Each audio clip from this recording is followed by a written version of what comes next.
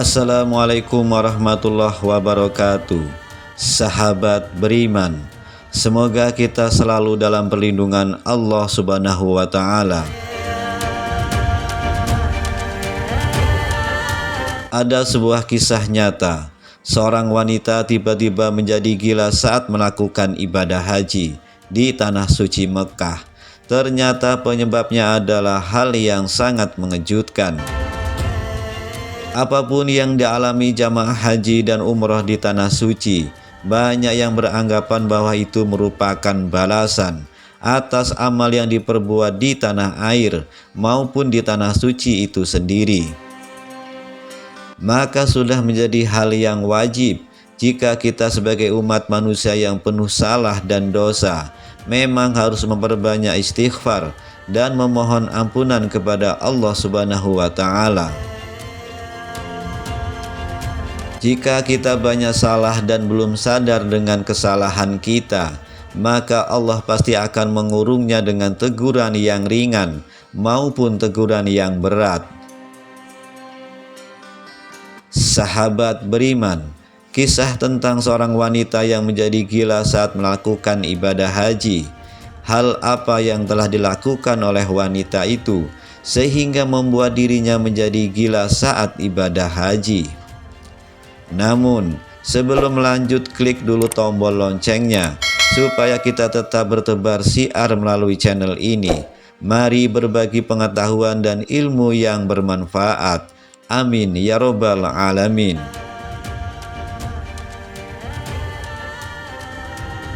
Kejadian di luar nalar ini dialami oleh seorang wanita asal Padang Panjang, Sumatera Barat. Ia merupakan seorang ibu rumah tangga yang berusia 55 tahun. Biar mudah sebut saja wanita itu bernama Yati.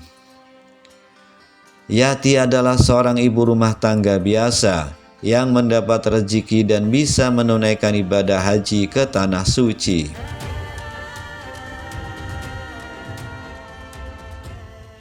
Tentunya sangat senang. Akhirnya dia bisa mendaftarkan haji dan berangkat haji beberapa tahun setelahnya, karena harus menunggu daftar antri terlebih dahulu. Segala keperluan telah persiapkannya, mulai dari baju, dokumen penting dan uang saku. Yati pun juga sempat melakukan tasyakuran dan mengundang warga di kampungnya.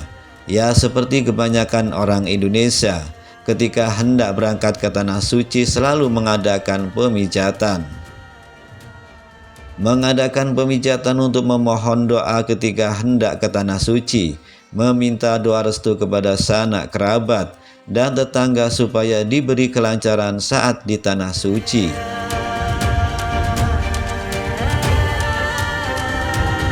Akhirnya hari keberangkatan pun tiba. Keluarganya pun mengantar Yati ke tempat pemberangkatan di kotanya. Sesampainya di sana, Yati pun segera bergabung dengan rombongan dan langsung berangkat ke bandara dengan menggunakan bis. Akhirnya Yati dan rombongan pun sampai di bandara. Mereka pun segera naik pesawat. Semua orang tampak senang dan gembira. Akhirnya impian mereka berhaji pun terwujud. Saat tiba di bandara itulah kejadian aneh pertama kali terjadi pada Yati. Saat akan naik pesawat yang sudah standby mengangkut para jamaah haji, tiba-tiba si Yati ini tidak mau naik pesawat. Dia meronta-ronta dan berteriak histeris. Tentu saja hal ini membuat semua orang kebingungan. Padahal pesawat tinggal berangkat, tetapi ada kejadian janggal seperti itu. Petugas pun terus membujuk Yati agar naik pesawat. Dirinya kan sudah daftar haji dan tinggal berangkat saja. Yati ingin berangkat haji juga atas kemauannya sendiri dan tidak ada yang memaksa. Dan sebelumnya si Yati ini juga senang bisa berangkat haji.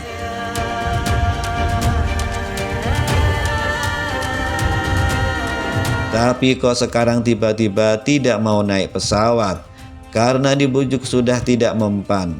Akhirnya petugas haji pun menggunakan cara lain, tidak kehabisan akal.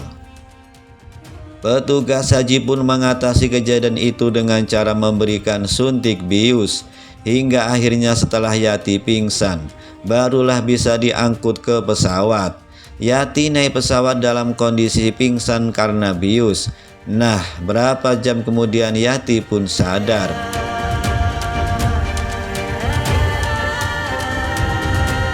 Saat ia masih terbang di atas pesawat, singkat cerita, setelah sampai di Jeddah, Arab Saudi, pesawat Garuda yang membawa jamaah haji itu pun mendarat dengan selamat. Alhamdulillah, semua orang pun segera turun dan mengucap syukur karena sudah tiba di negeri tempat melakukan ibadah haji.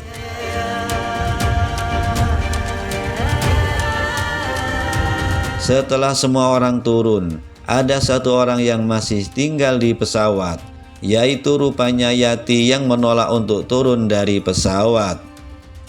Lagi-lagi petugas haji pun dibuat repot dengan ulah Yati. Mereka pun membujuk Yati supaya mau turun dari pesawat. Namun yang ada si Yati malah makin tidak karuan, dan wanita itu hanya duduk di tempatnya saja.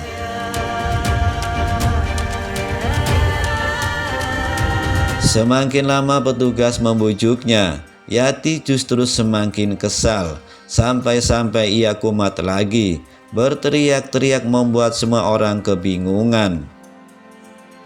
Karena kondisi yang tidak kondusif dan untuk mengejar waktu juga, karena rombongan ini pun juga harus segera berangkat ke penginapan di Mekah, maka petugas pun lagi-lagi dengan terpaksa harus menyuntik bius.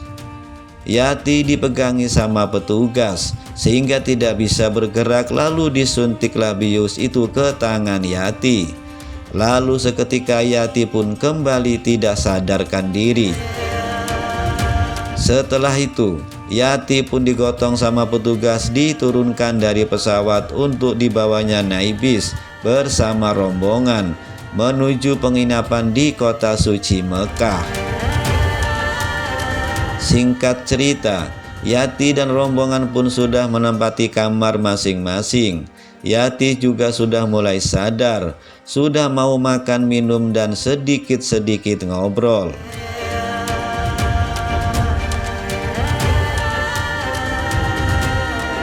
Sahabat beriman, kejadian aneh pun kembali terjadi pada Yati. Tiba waktu sholat, terdengarlah suara azan dari Masjidil Haram. Selama suara azan itu Yati berteriak-teriak, sementara para jamaah lain yang normal langsung bergegas ke Masjidil Haram. Yati tidak mau ke masjid, malah melakukan hal yang bikin semua orang jadi bingung dan ngeri.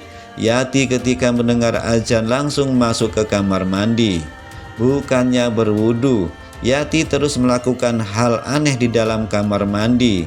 Entah dari mana dapatnya, ia pun memukul kaleng biskuit yang sudah kosong yang ada di kamarnya.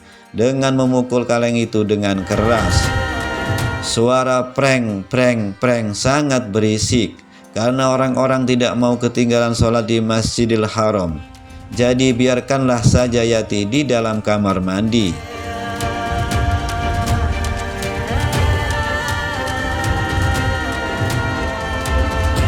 Jamaah lain juga kan sudah tahu kalau si Yati ini kan sudah agak-agak aneh sejak berangkat dari pesawat tadi.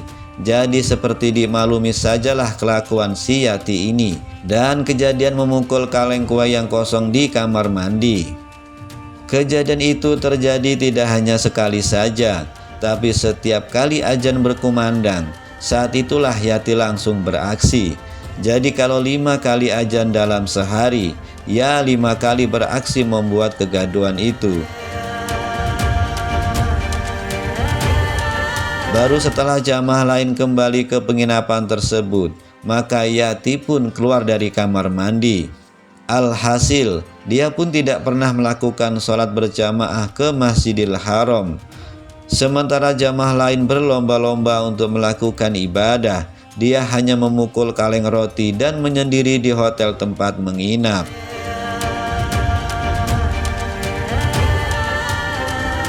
Singkat cerita, akhirnya ibadah haji pun selesai. Yati memang ikut serangkaian ibadah haji, namun ia tidak pernah sholat berjamaah di Masjidil Haram. Setelah itu jamaah pun bersiap-siap pulang. Disinilah kejadian aneh itu kembali terulang.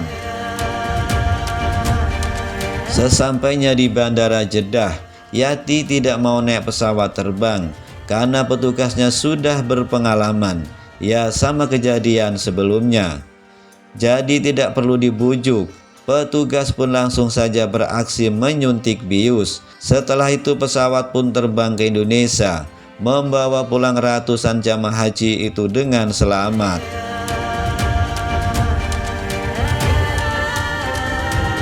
Sesampainya di rumah, ditelusurilah apa sih penyebab Yati menjadi gila saat haji di Tanah Suci Mekah itu. Ternyata penyebabnya sangat mengejutkan. Ternyata biaya yang digunakan untuk ibadah haji Yati ini dinilai dari uang haram. Uang tersebut dari hasil penjualan tanah milik bersama. Kemudian uangnya diambil sendiri untuk biaya naik haji. Setelah sampai di kampung halamannya, Yati pun masih seperti orang kebingungan dan tidak mau bersosialisasi dengan masyarakat.